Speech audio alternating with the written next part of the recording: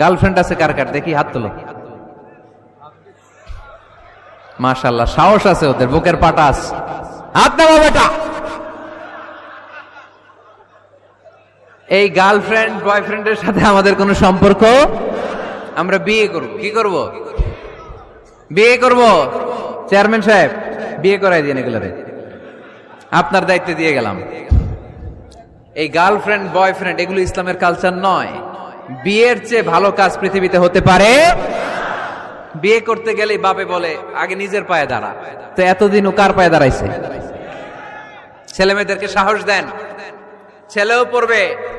ওই যে একজন চিল্লান দিয়ে উঠছে, ওর কমন পড়ছে, কমন পড়ছে। মাশাআল্লাহ। গার্ডিয়ানরা যারা আছেন ওদের দুঃখ কষ্ট একটু বুঝছেন আপনারা, মিলাই দিয়েন ওদেরকে, বিয়ের পিড়িতে বসায় দিয়েন। দিন এই দোয়া করবো, আল্লাহ এমন স্ত্রী দেন, এমন জীবন সঙ্গিনী আপনি আমাকে দেন, এমন লাইফ পার্টনার দেন যার দিকে তাকালে আমার চোখ জুড়িয়ে যায়।